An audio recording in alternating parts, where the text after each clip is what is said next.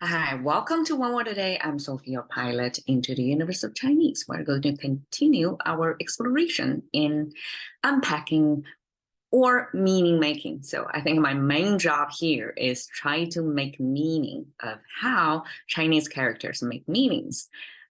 Yesterday we talked about 劳动最光荣, which is a contemporary slogan used by CCP to encourage people to produce more, be more productive, and put that on to glorify labor, which is correct. Like when I came to America, people here are so entitled. I feel that's strange because in China, to work, to really pull off hard work, that's expected. That's culturally embedded on us. So 劳动最光荣 was the like a default mode. Nobody even questioned about that.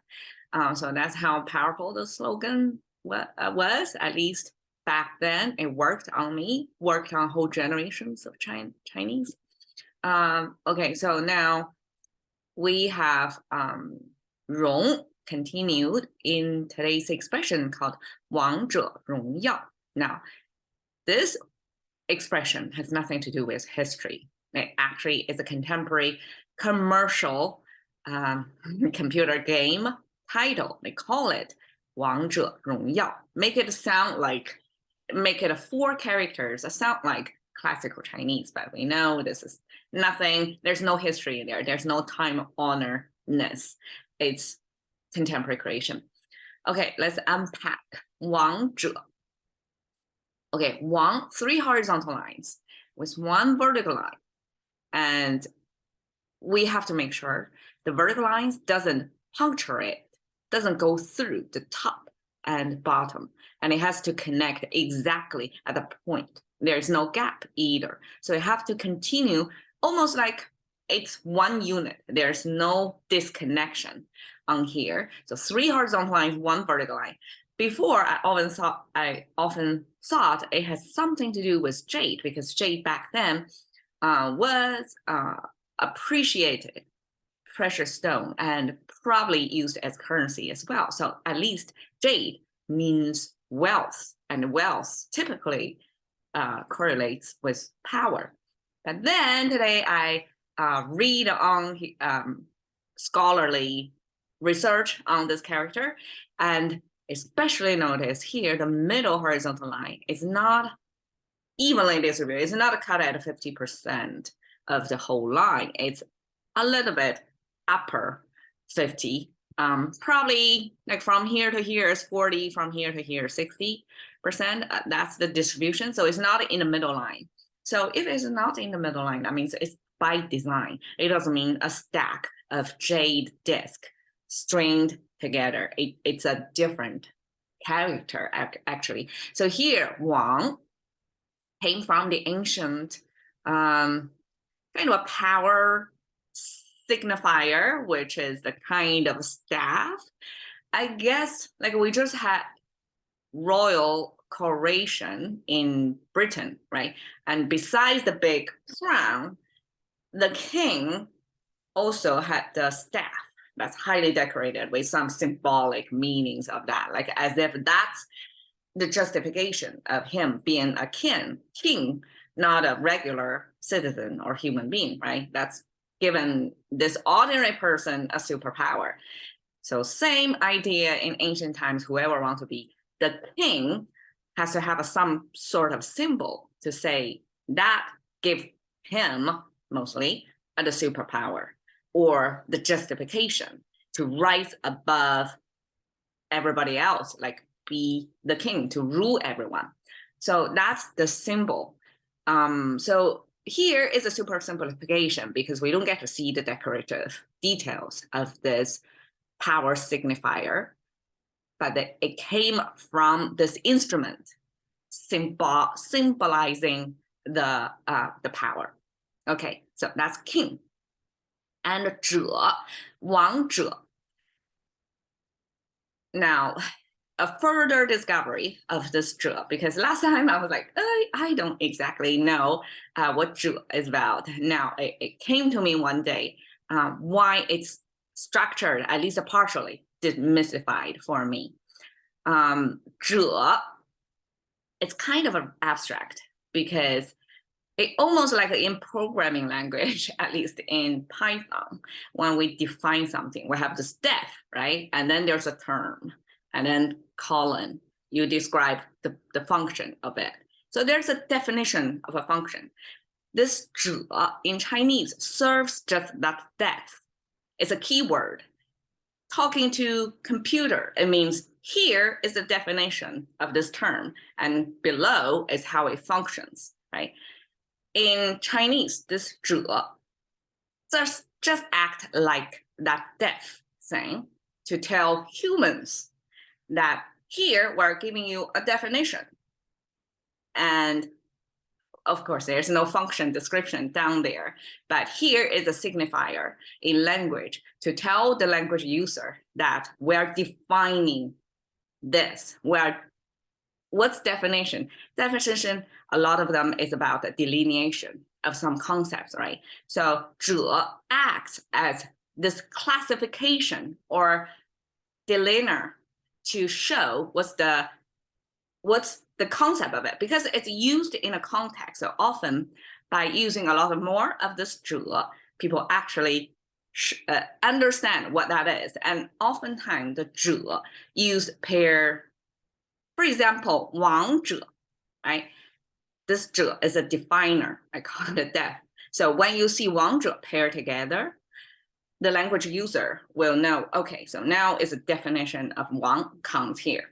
And then the exact descriptor of what 王者 means, what's the expectation or the main function of 王, then it's defined by the following text. So I guess in that sense, it serves just like the programming definition, and there's a semicolon, and then below is the behavior expectation of that definition. So in Chinese too, the expectation will then explained and then ended with E with this character. I cannot give you because I don't remember the text from before, but that's often a structure of something 者 and a blah blah blah blah explanation 也.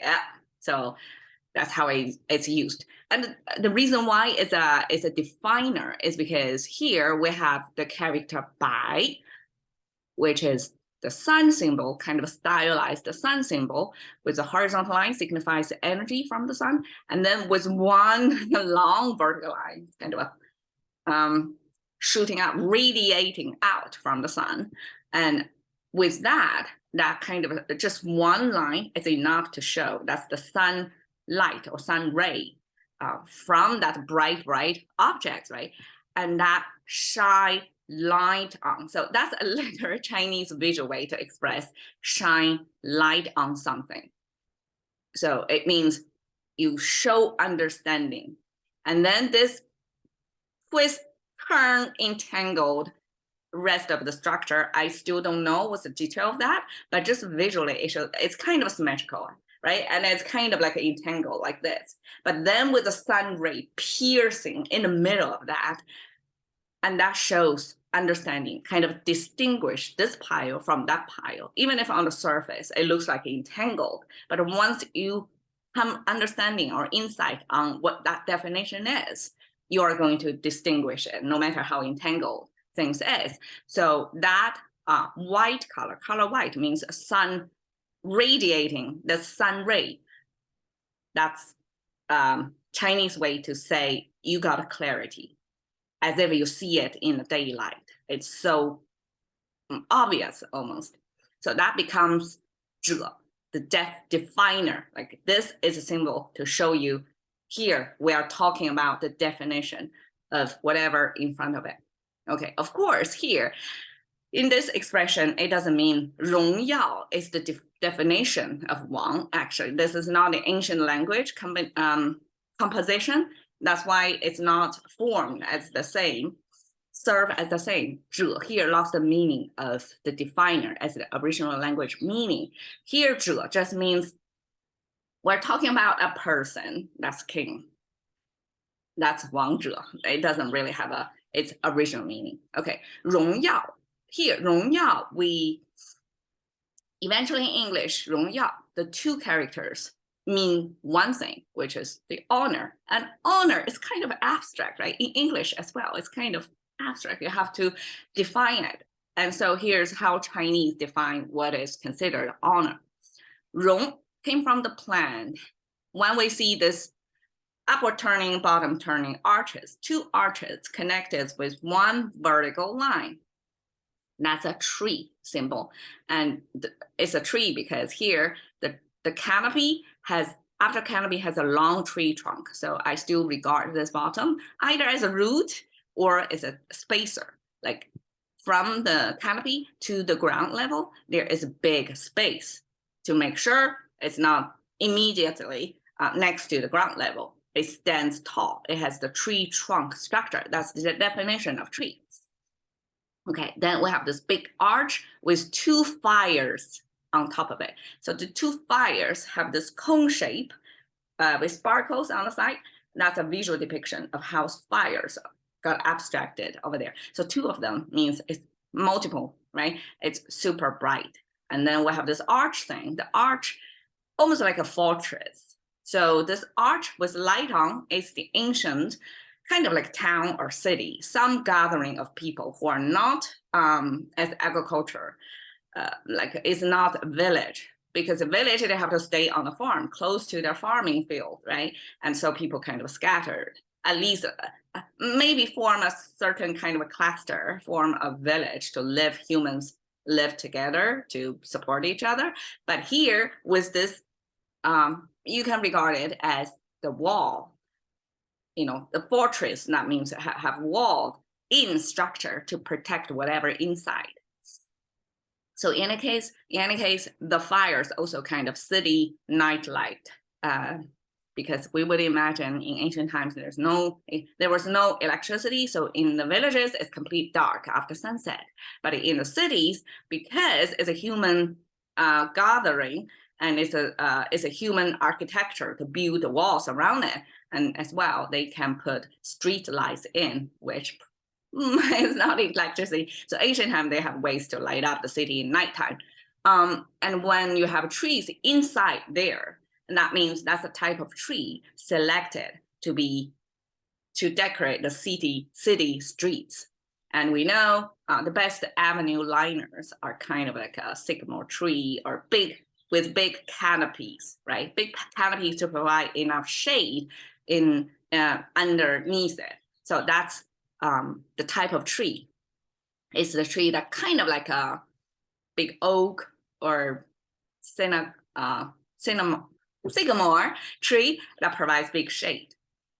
And in that shape of tree, in that type of tree, that big shady tree, we extend the meaning to mean this tree is very vibrant, has big shades. So that's the type of vibrant, vibrancy came from. It's a particular kind of big canopy tree used to line up the city streets in a city. Okay, yeah, you see the fire symbol again, right? So now we have three fires together.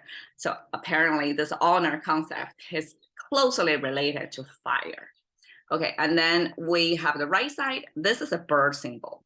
You can kind of see the head of a bird, the feathers of bird, and here is the aerodynamic body kind of tucked in tight, so it can fly light through the air. So this is a side view of the bird anatomy. And then the top are the feathers of the bird. So the emphasis is on the feathers. You see a pair of them, the wings, it looks like a pretty wide wingspan of the birds. So emphasis is on the bird's wings. And according to scholars, because I wouldn't have known or have the time to go dig that far and deep, but this, according to scholars, it means a type of bird with long feathers that ancient ceremonial dancers are going to use that feathers as kind of a prop in their dancing. So it's a particular ceremonial type of bird feather. And with fire next to it, it means this type of feather are describing the fire, like the fire behavior described by this long feathered bird. And so here it simply means it radiates. It means the fire, the light source or the heat source, whatever the energy is in here, has a long spokes of influences. Almost like the fireball is so big that you can see from far, or you can feel the heat from far. So that's kind of a radiation coming out of the fire. So in short, in contemporary concept, it will be appropriate to translate to radiate. So vibrant and radiate. I mean, one is vibrant. Obviously, this is a sequential step that is going to radiate far, have far-reaching radiancy. So 荣耀 together, both of them related to, you know, big influence, like a big globe of fire or this big canopy tree. It's a far-reaching, and that's the definition of honor in Chinese. Okay, and here I put a 知乎者也 to actually give you a sense of 者.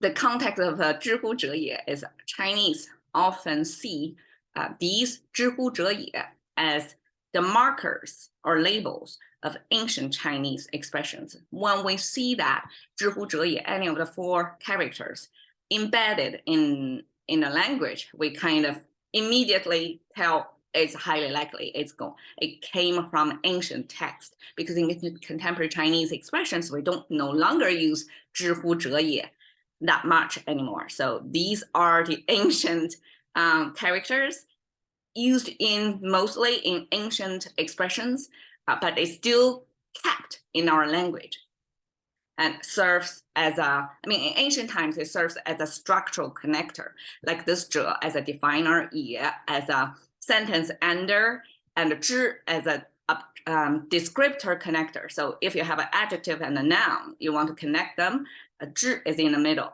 And who, I guess, is to provide you a breather, because Chinese back then, no punctuation. It's a whole long string of characters.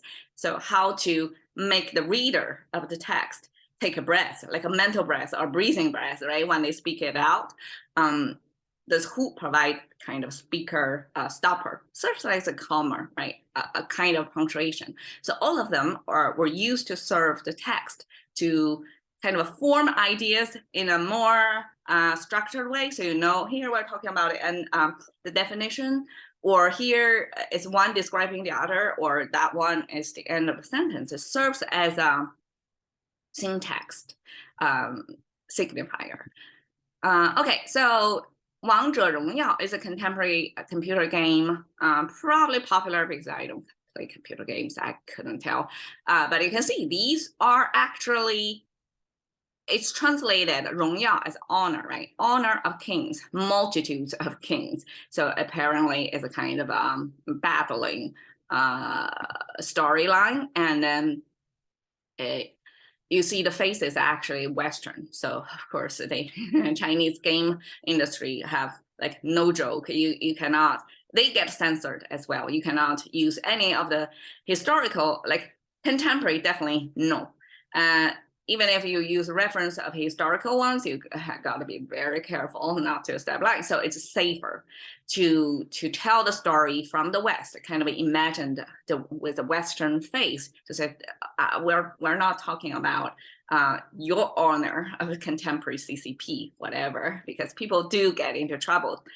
So use a Western face is a better choice. And I mean, obviously, you know, both the East and West, they are used to be kings, and they're used to be this, to defend the honor of the kings, defend the radiance, the canopies, the influence of the kings, that there were battles over there. So here is 王者荣耀. Cashing into the currency of thinking about one word a day with Sophie. See you another day.